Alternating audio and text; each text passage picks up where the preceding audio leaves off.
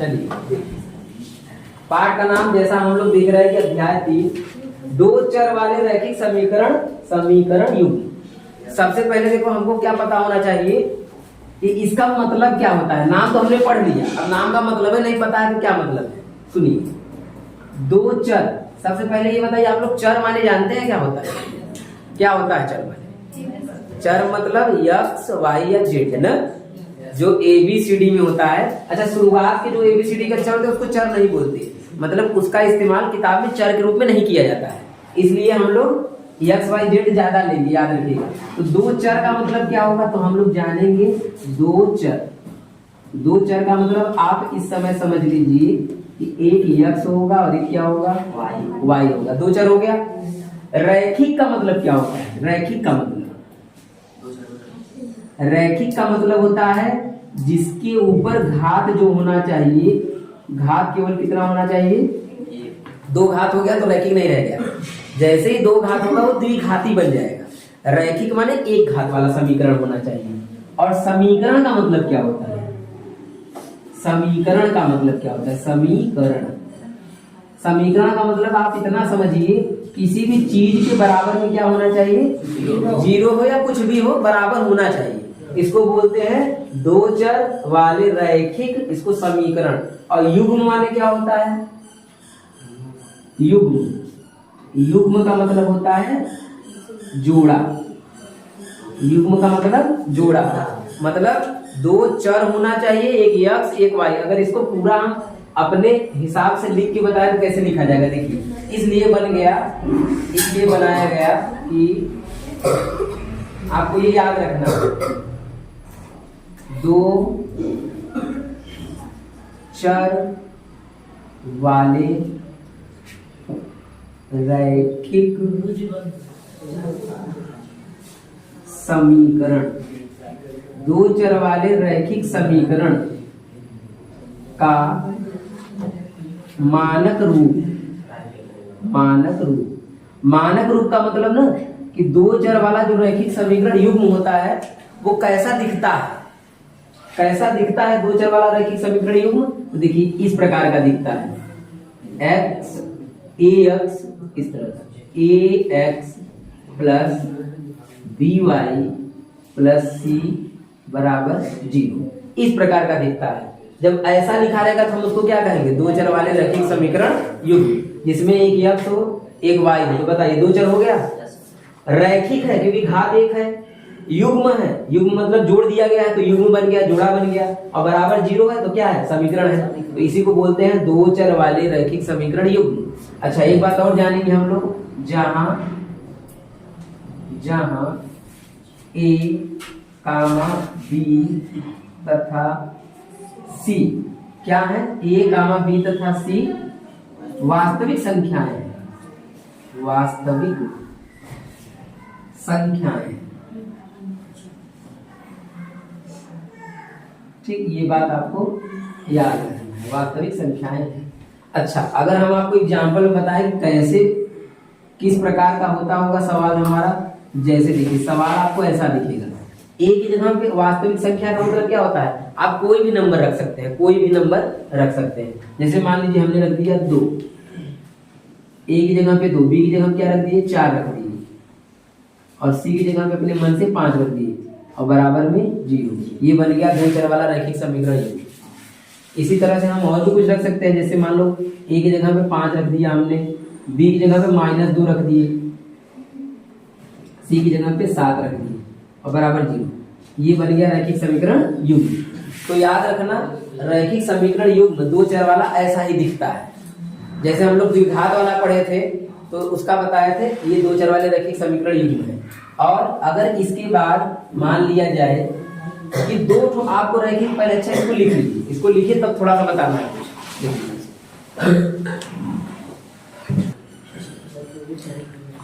अब देखिए ना, अब इसका हम लोग सूत्र समझेंगे कि इसका सूत्र कैसे बना है। सुनिए 2-3 सूत्र है इसमें, ध्यान समझिएगा बात को। ये जो हम लोग लिखते हैं ना इस तरह का, देखो जैसे मान लो कि एक हो गया आपका ax, एक हो गया आपका by, और एक हो गया आपका c, और बराबर 0। ये क्या है? दो चर वाले रैखिक समीकरण। अगर हम इसको दो ठो कर ले इस तरह से, एक एक एक, तो ये 1 1 1 हो गया। और इस तरह से हम एक और ले लेते हैं रैखिक समीकरण युग्म 2, इसको 2 2 कर लो, मतलब दूसरा dy प्लस C2 बराबर 0। एक रैखिक समीकरण युग्म ये हो गया, एक रैखिक समीकरण युग्म ये हो गया। अगर दो ठो रैखिक समीकरण युग्म है, एक बात अच्छा जान लीजिए, इसका नाम रैखिक है ना, इसका मतलब इससे रेखा खींचा जाता है। हम लोग को देखने में तो ये क्या लग रहा है, ABCD अक्षर है ना, आप इससे ना ऐसे रेखाएं बना सकते हैं, ऐसे ऐसे ऐसे रेखाएं बना सकते हैं। तो उस रेखा को हम समझेंगे कि ये कैसा रेखा दिखाता है।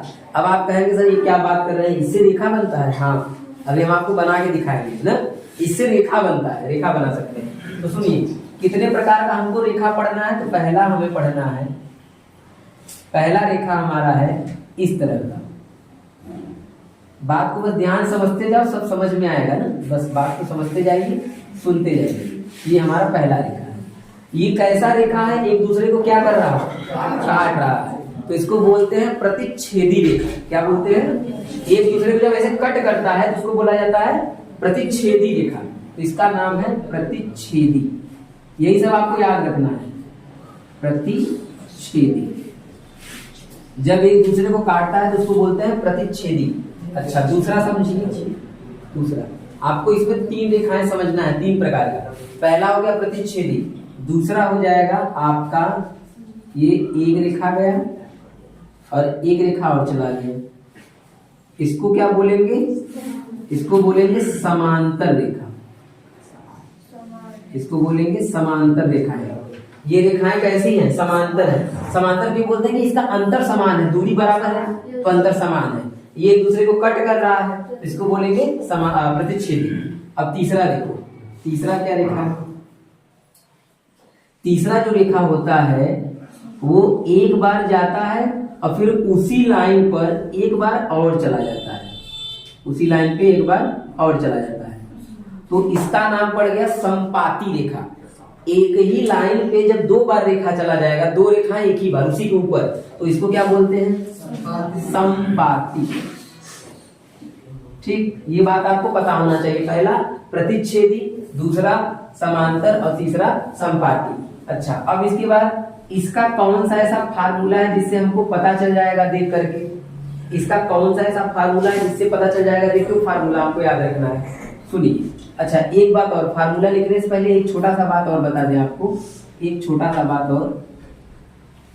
सबसे पहले इसको ये देखिए कि कितनी जगह पे काट रहा है, बताइए। एक जगह पे, अगर ये एक जगह पे काट रहा है तो याद रखिएगा किसी समीकरण को जब हल करते हैं ना, तो जितनी जगह पे वो काटता है उसका उतना हल होता है। एक जगह पे काट रहा है तो इसका कितना हल होगा? मात्र एक हल, एक हल इसका होगा ना। तो ऐसे लिखेंगे, इसके लिए लिखेंगे एक हल को हम लोग बोलते हैं अद्वितीय हल, अद्वितीय हल ना। आप लोग अपने समझने के लिए लिख सकते हैं एक हल इसका होगा, बस अद्वितीय हल। अद्वितीय माने दूसरा नहीं हो सकता, एक होगा बस, इसका दूसरा नहीं हो सकता, 2 हल नहीं हो सकता। अब इसके बाद ये रेखाएं कैसी रेखाएं बना रही हैं? ये रेखाएं कैसी रेखाएं बना रही हैं? अगर कोई भी रेखा कट किया या टच किया अपने आप को, मतलब 2 रेखाएं दूसरे को टच करती है, तो उसको बोला जाता है संगत। क्या बोलते हैं? संगत रेखा है ना, संगत रेखा है। ठीक, अच्छा बताइए, ये एक दूसरे को कितनी जगह पे काट रहा है? एक भी जगह पे नहीं काट रहा है। जब एक भी जगह पे नहीं काट रहा है तो इसका मतलब इसमें कोई हल होगा? कोई हल नहीं होगा। तो इसका हो जाएगा कोई हल नहीं, कोई हल नहीं। कहानी समझ में आ रहा है बात? ठीक, एक जगह पे काटा, अद्वितीय हल यानी एक हल। किसी जगह पे नहीं काट रहा है क्योंकि सीधा चला जाएगा, काटेगा ही नहीं काटेगा तो कोई हल नहीं।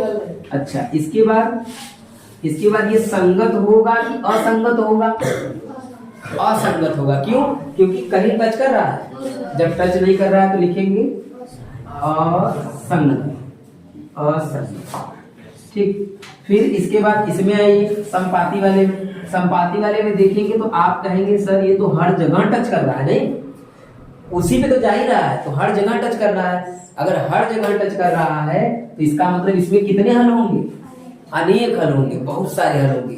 तो इसको बोलते हैं हम लोग गणित की भाषा में अपरिमित रूप से, अपरिमित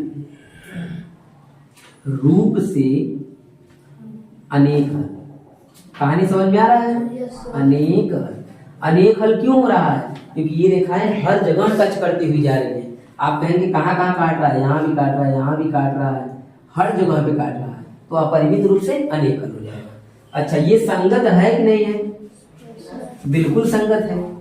टच तो कर रहा है ना, टच कर रहा है, संगत है, संगत हो जाएगा, संगत है। आप लोग समझिए, सूत्र पूरा समझ रहे हैं, इस पर सवाल आपका अभी आने वाला है। इन्हीं मतलब ये सूत्र क्या है, सूत्र तो अभी आगे बताएंगे। ये नियम समझ रहे हैं कैसा कैसा होता है, कैसा रेखा बनेगा तो कितना हल होता है, कैसा रेखा रहेगा तो उसको संगत कब बोलते हैं, कब असंगत बोलते हैं। कुछ बच्चे खाली इतना जानते हैं कि सवाल पढ़ लिए हैं, इसको संगत बोलते हैं, इसको असंगत बोलते हैं, लेकिन आप देख रहे हैं, आप मतलब एक प्रकार से फील कर रहे हैं। फील मतलब समझ रहे हैं, महसूस कर रहे हैं कि अच्छा ऐसा टच करेगा तो संगत। संगत मतलब कभी कभी कभी भी अगर एक साथ आया हो, यहाँ पे एक बार एक साथ हुए तो संगत बन गए। संगत मतलब एक प्रकार से दोस्ती होता है। यहाँ पे लोग मिल गए तो इनसे मित्रता हो गई, यहाँ भी ये मिलते चले जा रहे हैं तो गहरी मित्रता हो गई, तो संगत हो गया। और ये दोनों कहीं नहीं मिले हैं तो ये असंगत है, मतलब संगी नहीं है, संगत नहीं, दोस्त नहीं है। ठीक, अब इससे देखो फार्मूला बना। अब इससे फार्मूला बना, पहला फार्मूला आपका बनता है A1 बटे A2 बराबर B1 बटे B2। और ध्यान दीजिएगा ये दोनों बराबर कट रहता है बीच में, डज नॉट इक्वल टू ना, इसको बोलते हैं बराबर नहीं। जब बराबर रहेगा तो बराबर पढ़ते हैं, इसको बोलेंगे ऐसे A1 बटे A2 बराबर नहीं होगा B1 बटे B2 के। ठीक, अगर ऐसा कंडीशन मिला, ध्यान समझिएगा, अगर ऐसा कंडीशन मिला तो उसका चित्र कैसा बनेगा? ऐसा। वो क्या होगा? प्रतिच्छेदी। उसमें कितने हल होंगे? एक हल। वो कैसा होगा? समझ में आया कहानी? इस तरह से अगर आप जब सूत्र में जब आप सवाल को हल करेंगे और आपको इस प्रकार से मिल गया, मान लीजिए A1 बटे A2 मिला, ये बराबर है B1 बटे B2 के, B1 बटे B2। तो हम तीसरा भी निकालेंगे और चेक करेंगे क्या ये भी बराबर है कि नहीं है। तो ये बराबर जब नहीं आएगा, मतलब दो बराबर और तीसरा बराबर ना हो, ऐसा जब मिलेगा तो हम बोलेंगे कि रेखाएं समांतर होंगी, इसमें कोई हल नहीं होगा और ये क्या होगा? असंगत होगा। ठीक, अब तीसरा देखो, इसका जो फार्मूला होगा, सूत्र होगा, वो होगा A1 बटे A2 बराबर होगा B1 बटे B2 बराबर होगा C1 बटे C2। कहने का मतलब जो संपाती वाला होगा ना, संपाती वाला कंडीशन में तीनों बराबर होगा। तो आपको बस यही याद रखना है। अगर नहीं समझ में आ रहा है तो चिंता वाली कोई बात नहीं है, अभी जैसे ही हम सवाल बताएंगे तब आपको ये क्लियर हो जाएगा कि हम बताना क्या चाहते हैं। अच्छा, ये A1 बटे A2 B1 बटे B2 मिला कहाँ से? इसके बगल में क्या है? A1 और इसके बगल में क्या है? A2। मतलब यक्ष का जो गुणांक होता है उसको A1 और A2 बोलते हैं। तो ये A1 A2 का बटा है। जैसे मान लो यहाँ पे 5 हो और यहाँ पे 7 हो तो ये क्या बन जाएगा? 5 बटे 7। समझ रहे हो बात को? तो यही सब हमने उसी में से लिखा है इसको। ठीक, तो पहले इसको लिख लीजिए बढ़िया से, तब आते हैं इसके सवाल। चलिए देखिए,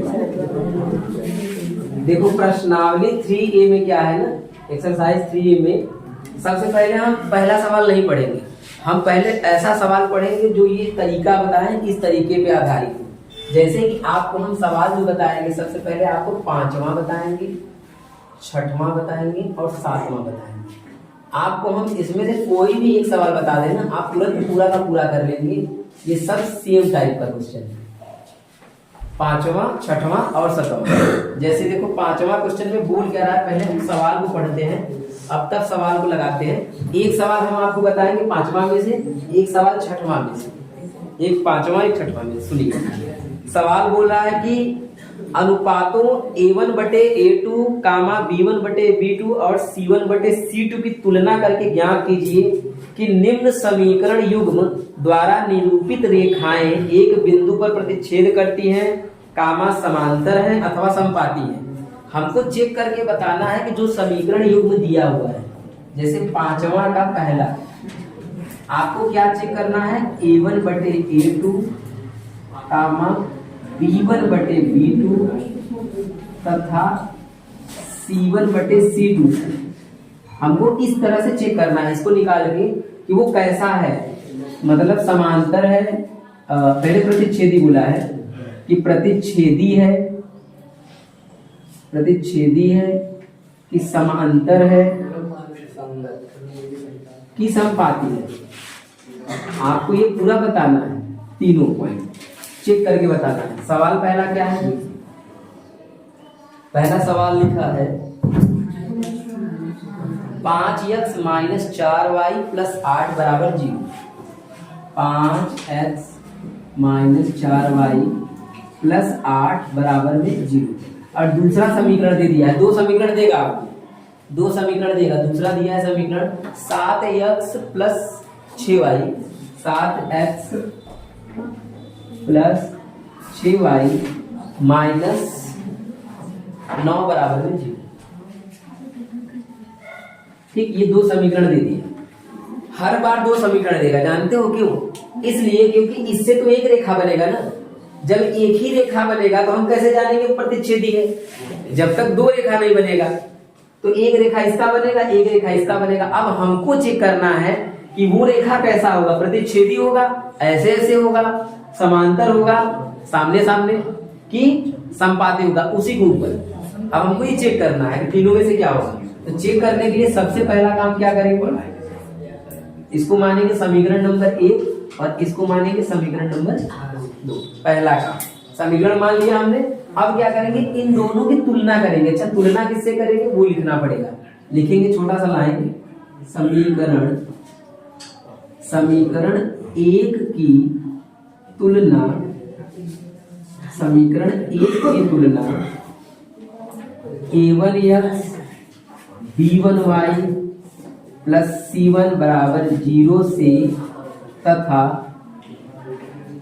समीकरण 2 की तुलना, समीकरण 2 की तुलना, दूसरा समीकरण हमारा जो होता है A2x plus B2y plus C2 बराबर 0 से करने पर, 0 से करने पर। देखिए, जब पेपर में अगर ये सवाल आ गया, जल्दी आता नहीं है, अगर आ गया तो ये वाला लाइन आपको लिखना पड़ेगा। जैसे अब सवाल तुम लोग जैसे घर पे लगाओगे तो उसको घर पे लिखो चाहे मत लिखो, डायरेक्ट लिखेंगे तुलना करने पे। लेकिन जब पेपर में करेंगे तो ये लाइन आपको लिखना पड़ेगा, तब ज्यादा सही रहेगा ना।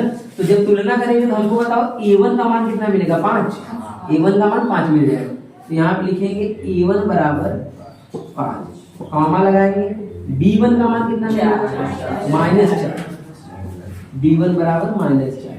फिर C1 बराबर निकालेंगे, 8 हो जाएगा। मिल गया A1 B1 C1। कहने का मतलब जो पहला समीकरण होगा उसमें से A1 B1 C1 निकल जाएगा। दूसरा जो समीकरण होगा इसके नीचे ही लिख लेंगे तो ज्यादा सही रहेगा। इसके नीचे लिख लीजिए, A2 निकलेगा कितना, 7, B2 6 और -9। समझ में आ गया कहानी? पहला काम यही है, तुलना करके लिखना। अगर आप ये हिंदी नहीं लिखते हैं फिर भी लिख सकते हैं। A1 B1 C1 बस याद होना चाहिए। यहाँ से A1 B1 C1, यहाँ से A2 B2 C2 निकल जाता है। निकल गया, हमने तुलना कर लिया। अब इसके बाद हम जानते हैं कि हमको एक बार ये निकालना है, एक बार ये निकालना है और ये निकालना है, 3 चीजें निकालनी है। तो फटाक से यहाँ पे लिखेंगे अब A1 बटे में A2। पहले तुलना करेंगे फिर A1 बटे A2। अब बताइए, A1 का मान हो गया 5 और A2 का मान हो गया 7। फिर कॉमा लगा दीजिए। फिर लिखेंगे B1 बटे B2, B1 बटे B2। तो B1 का मान हो गया -4 और B2 का मान हो गया 6। क्या ये कटता है? कटा है तो काट देंगे, 2 दूनी 4 और 2 तिया 6। ठीक, फिर कॉमा लगाइए। फिर तीसरा वाला निकाल लीजिए, C1 बटे C2, C1 बटे C2। तो C1 का मान कितना है, 8 बटे -9। ये कटेगा नहीं। ठीक, अब हमको बस इसको देख के बताना है। बताइए आपको चेक ये करना है कि A1 बटे A2 का मान क्या B1 बटे B2 के मान के बराबर है? इसका मान अलग है, इसका मान नहीं बराबर है। अब तीसरा वाला वैसे भी बराबर नहीं है, वो भी अलग है ना। तो अगर हमारा दो ही ठो बराबर नहीं है तो हमारा पहला कंडीशन बन गया। कौन सा कंडीशन? तो यहाँ बताएंगे, लिखेंगे चूंकि A1 बटे A2 बराबर आपका नहीं आ रहा है किसके? B1 बटे B2। तो कौन सा कंडीशन बना? पहला। इसका मतलब देखो आपके दिमाग में इतना बढ़िया से सेट होना चाहिए कि ऐसा बनेगा तो मन में तुरंत छप जाना चाहिए कि अच्छा इसका चित्र कैसा बनेगा, ऐसा बनेगा। मतलब क्या होगा? ये प्रतिच्छेदी, इसका एक हल होगा, ये प्रतिच्छेदी। तो हमसे क्या पूछ रहा था? प्रतिच्छेदी है, समांतर है कि समपाती है? तो हम क्या बताएंगे? लिखेंगे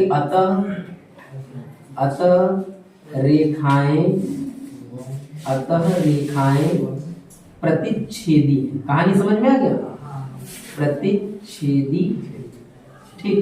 अच्छा, कुछ लोग ये सोच सकते हैं कि सर C1 बटे C2 का क्या हुआ? तो एक बात याद रखिएगा, अगर पहले में ही कट आ गया, पहले ही बराबर नहीं तो तीसरा दिखाने की जरूरत ही नहीं। तीसरा कब दिखाएंगे? जब ये बराबर रहेगा तब, नहीं तो नहीं दिखाना है तीसरा, ठीक है। तो ये हमारा पहला। अच्छा, अब एक बात बताइए, इस सवाल में तो खाली इतना पूछा है कि प्रतिच्छेदी है कि समांतर एक संपाती। जो आपका सवाल नंबर 6 है, इसमें आपको पूछ लिया है संगत है कि असंगत। तो जब तुम संगत और असंगत निकालने जाओगे तो क्या इतना तो करना ही पड़ेगा, तभी तो पता चलेगा। अच्छा, इसको बताइए क्या करेंगे, संगत कि असंगत? संगत, क्योंकि एक जगह पे टच किया ना, अगर एक भी जगह पे टच कर लिया तो वो संगत बन जाएगा। तो इसको हम चाहे तो लिख सकते हैं संगत, लेकिन चूंकि सवाल में नहीं पूछा है तो क्या मतलब है, ठीक। अगले सवाल, पहले इसको लिख लीजिए, तब एक सवाल इसका भी बताते हैं, छठवां एक सवाल इसका। चलिए बात बंद कर दीजिए, क्या देखिए सुनिए। सबसे पहले देखो सवाल 6 में क्या करना है, काम तो वही है, संगत और असंगत निकालना है। संगत असंगत निकालने के लिए इतना काम तो करना पड़ेगा, इसलिए इसको मिटाने नहीं, छोड़ दीजिए, ताकि हम इसी में काम हो जाएगा। और अगर कोई संगत है, अगर कोई संगत निकल गया तो हम उसको ग्राफी विधि से हल करेंगे। ये काम एक्स्ट्रा हो गया, थोड़ा सा काम को हमारे बढ़ा दिया। तो अब हम क्या करेंगे, सबसे पहले चेक करो कौन सा संगत है कौन सा असंगत है। तो हम आज आपको ऐसा सवाल बताएंगे जो असंगत होगा, ठीक है। संगत वाला सवाल हम लोग कल पढ़ेंगे, भी टाइम नहीं है। तो पहले आज हम लोग असंगत वाला एक सवाल देखते हैं जो असंगत होगा। जैसे इसमें कौन सा सवाल है जो असंगत होना चाहिए? सवाल नंबर आपका है 6वां में,